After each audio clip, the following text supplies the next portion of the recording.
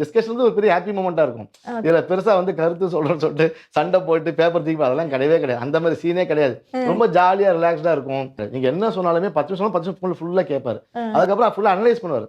ஒரு சின்ன பிரேக் விட்டுருவாரு. ஒரு ஹாஃப் பிரேக் எடுத்துக்கலான்னு விட்டுருவாரு. அந்த பிரேக் டைமில் உட்காந்து அனலைஸ் பண்ணுவார். இதை வச்சுக்கலாமா வேணாமா, இது படத்துக்கு சப்போர்ட்டாக இருக்குமா, ஸ்கிரிப்டுக்கு சப்போர்ட்டாக இருக்குமா, இல்லை இதனால இந்த கேரக்டருக்கு ஏதாவது ப்ளஸ்ஸாக இருக்குமா அப்படின்னு ஃபுல் அனலைஸ் பண்ணுவார். அனலைஸ் பண்ணி திருப்பி ஆஃப்டர் பிரேக் வந்து திருப்பி உட்காரும்போது இதை வச்சுக்கலாம் இது வேண்டாம் அப்படின்னு டிசைட் பண்ணிடுவார். ப்ரொடக்ஷன் சைடு வந்து எப்படின்னா பயங்கர ப்ரொடியூசர் ஃப்ரெண்ட்லி. அண்ட் அதே மாதிரி பயங்கர ஆர்டிஸ்ட் ரொம்ப பர்ஃபெக்டாக வச்சுப்பார். அவர் படத்தை இது வரைக்கும் நடித்த எந்த ஆர்டிஸ்ட், நான் 30 வருஷம் சொல்கிறேன், 30 வருஷம் அவர் நடித்த எந்த ஆர்டிஸ்ட்டுமே வந்து ஐயோ ரொம்ப கோவப்பட்டாருங்க, அவர் மேலே சின்ன ஒரு பேட் ரிமார்க் எதுவுமே இருக்காது. முதல் நாள் புள்ளையார் பேப்பரில் போட்ட டைம்லேருந்து அந்த படம் டப்பிங் முடிஞ்சு தியேட்டருக்கு வர வரைக்கும் அது மெனக்கட்டே இருப்பார். அது ஒரு ஒன்லைன் ஆர்டர் மட்டுமே எனக்கு தெரிஞ்சு ஒரு 100 தடவை எழுதி பார்ப்பாரு. இது 10வது எழுதும்போது சின்ன லேக் தான் சீன் வேணா அவங்க விட்டுலாம், அவங்க கட்டு இடிக்குது எனக்கே. அவர் எப்படின்னா தான் மட்டும் நல்லா கிடையாது, சுற்றி நல்லா இருக்கணும்னு வச்சுப்பாரு. ஸோ ஆஃபீஸ்க்கு வந்தாலே 10 பேர் இருப்பாங்களே, அங்கே அசிஸ்டன்ட், அசோசியேட்டு, ஆடிட்டர், அக்கௌண்டன்ட்டு, ஐயோ இவங்களுக்கு சம்பளம் வேறு தர்றேன் இதுக்கு ஒரு படம் கமிட் ஆகும் அண்ட் இதுக்காகவே ஓயிட்டே இருப்பார். அவர் பார்த்தீங்கன்னா இதுக்காக ஓயிட்டே இருப்பார். ஏன்னா அவர் இப்போ சம்பாதிச்சு பேருக்கு சரி பணம் சரி அழகாக வீட்டில் ஹாயாக உட்காரலாம். அவர் வருஷத்துக்கு ஒரு படம் 2 வருஷத்துக்கு படம் பண்ணலாம். ஆனால் திருப்பி பண்ணுறதுக்கான சுற்றி நம்மள நம்பி ஒரு 100 பேர் இருக்காங்க. ஓகே சார், என்ன மாதிரியான கலவரம்லாம் நடக்கும் சார் டிஸ்கஷன்? அப்போ சார் இருப்பாரா? அதெல்லாம் ஒன்றும் நடக்காதுங்க. அதெல்லாம் எதுவும் நடக்காது. அதெல்லாம் சிரிக்கிறாமே சொன்னா சிரிச்சுக்கு வரதை வந்து திருப்பி சிரிக்காம ஒரு பேசுவார். It be happy. அந்த டிஸ்கஷன் வந்து ஒரு பெரிய ஹாப்பி மூமெண்ட்டாக இருக்கும். இதில் பெருசாக வந்து கருத்து சொல்கிறேன்னு சொல்லிட்டு சண்டை போட்டு பேப்பர் தூக்கி அதெல்லாம் கிடையவே கிடையாது. அந்த மாதிரி சீனே கிடையாது. ரொம்ப ஜாலியாக ரிலாக்ஸ்டாக இருக்கும். நான் ரிசார்ட் மாதிரி போயிடுவோம், பீச் ரிசார்ட் மாதிரி போனால் அழகாக வச்சுன்னு ஒரு பிரீஸியோட உட்காந்து நிதானமாக கதையை பேசிட்டு, ஒரு அவசரம் இருக்காது, ஹரிபரி இருக்காது, அழகாக சிரிச்சு சந்தோஷம் நமக்கு சந்தோஷப்படுற அளவுக்கு ஸ்கிரிப்ட் பண்ணிட்டு வந்துடுவோம். ஓகே சார், டிஸ்கஷன் அப்படின்னு நடக்கும்போது என்ன மாதிரியான அவுட்புட் வரும்போது சில பேர் வந்து அக்செப்ட் பண்ணிப்பாங்க, சில பேர் அக்செப்ட் பண்ணிக்க மாட்டாங்க. இந்த மாதிரியான விஷயங்கள் ஏதாவது நடக்குமா? சுந்தர்சி சாரோட அவுட்புட்டை எப்படி, எந்த மாதிரி விஷயங்கள்லாம் சொல்லுவார் சார்? அவர் எல்லாத்தையுமே கேட்டுப்பார்.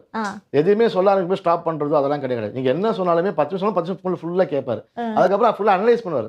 ஒரு சின்ன பிரேக் விட்டுருவார். ஒரு ஹாஃப் பிரேக் எடுத்துக்கலான்னு விட்டுருவாரு. அந்த பிரேக் டைமில் உட்காந்து அனலைஸ் பண்ணுவார்.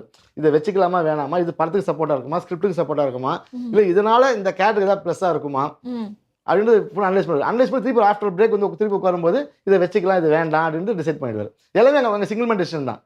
அவர் டிசைட் பண்ணிடுவார். நம்ம போய் எங்கள் ஜஸ்ட் பேசுறதோட சரி, பேசும்போது அனலைஸ் பண்ணுவார். அது இது வச்சுக்கலாம் வேணாம், நல்லா இருக்குது, ஒர்க் அவுட் ஆகும் ஆகாது. நான் அவுட் ஆஃப் எக்ஸ்பீரியன்ஸ் இருக்குது. 30 years ஆஃப் ஒரு கன்சிஸ்டண்ட்டாக ஒரு சக்ஸஸ்ஃபுல் டேரக்டர் இருக்காருன்னா அப்போ ஜட்ஜ்மெண்ட் எந்த லெவலில் இருக்கணும்.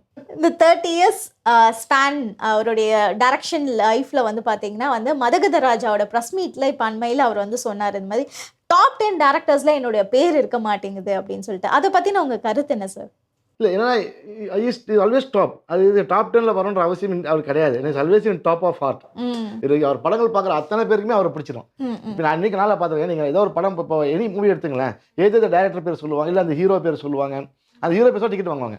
ரஜினி சார் டிக்கெட் கொடுங்க, அந்த நான் சொல்ல அப்போ ஒரு 10 years பிஃபோர்லாம் ஹீரோ பேசுவாங்க. ஆனால் இவர்கிட்ட மட்டும் தான் சுந்தர்சி படம் டிக்கெட் கொடுங்க கேட்டுவாங்க. ஸோ அப்பயே ஜனங்க மத்தியில் யாருன்னா ஹீரோவாக இருக்கட்டும், ரெஸ்பெக்ட் ஆஃப் த ஹீரோ, அவர் எத்தனை ஹீரோ டேரக்ட் பண்ணுறாரு, ஆனால் சுந்தர்சி படம் தான் பிராண்ட் ஆகும். ஸோ அங்கேயே வந்து அவர் தன்னை அங்கே பெருசாக பிரதானப்படுத்திக்கிட்டாரு.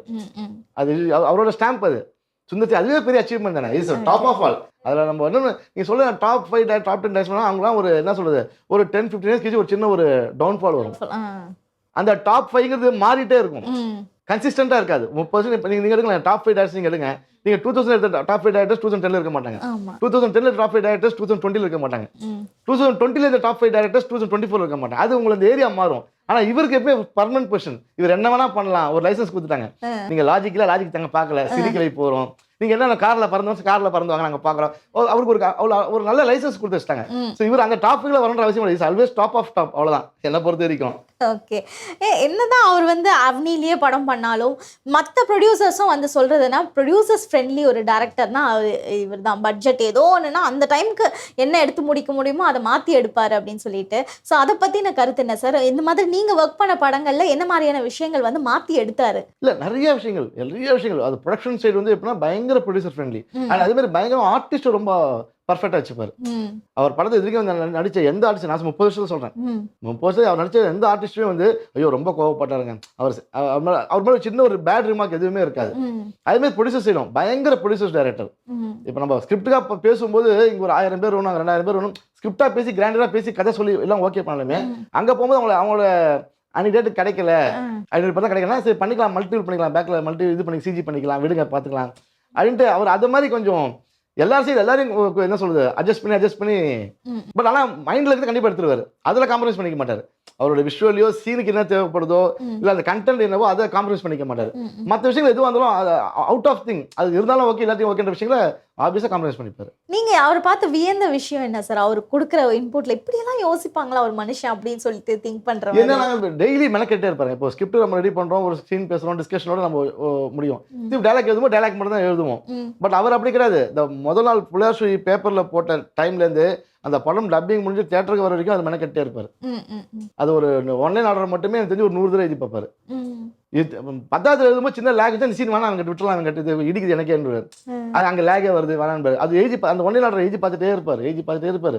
நீங்கள் டெய்லி காலை கேரவன் போனோன்னே மேக்கப் போட்டு உடனே எழுத அமைச்சிருவாரு. இருக்கிற உடனே நடக்குதுன்னா அப்படி எடுக்க போனால் கிடையாது. அதை எழுதி பார்த்துனே இருப்பார். அது எந்த அளவு ஸ்மூத்தாக வருது எழுதும்போது, எங்கேயா சின்ன லேக் இடிக்குதா, ஏதாவது சப்சீன் தேவைப்படுதா, இல்லை ஏதாவது எழுதும்போது எக்ஸ்ட்ரா ஒரு கேரக்டர் நல்லா இருக்கும் தோணுதா. இப்போ இந்த மதகராஜாவே எடுத்துக்கிட்டிங்கன்னா பிகினிங் சீனாக பேசும்போது மனோபாலா சார் டெட் பாடி ஆடுவார், இவங்க கொண்டுடுவாங்க, விஷால் சார் சந்தானம் சார் காரில் போய் சேஸ் பண்ணுவாங்க, இதெல்லாம் இருக்குது சீனில். ஆனால் அங்கே லொலுசோ மனோகரன்ற ஒரு கேரக்டர் கிடையாது. இப்போ சீனா பேசும்போது ஷூட் பண்ணும்போதும் கிடையாது. அது மனோபாலா வச்சு மனோபாலா டெட் பாடி வச்சு லாரியில் தொங்கிட்டு போயிடுவார், இவங்க விஷாலும் சந்தானம் சேஸ் பண்ணாங்க.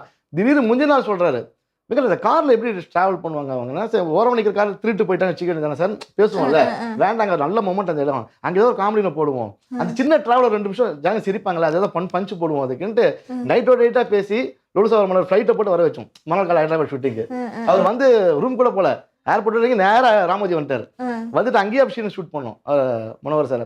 அது மாதிரி எல்லா சீன்லையும் என்னென்ன பெட்டர்மெண்ட் பண்ணிட்டே இருக்கலாம், அதில் என்னென்ன பியூட்டிஃபுல் பண்ணலாம், அது என்னென்ன எந்த ஆடியன்ஸ் மெயின் சொல்கிறேன், ஆடியன்ஸ் சந்தோஷமா வச்சுக்கணும். அவருக்கு ஜனங்க வந்தாலும் கை தட்டே இருக்கணும், அதில் ரொம்ப கான்சன்ட்ரேட் ரொம்ப கவனம் வச்சிருப்பாரு. அதில் ஜனங்களுக்கு பிடிச்சிருக்குமா, ஜனங்களுக்கு பிடிக்குமா, அவங்க ஹாப்பியாக இருப்பாங்களா, படத்தை ரசிப்பான்ட்டு அதை டியூன் பண்ணிட்டே இருப்பார்.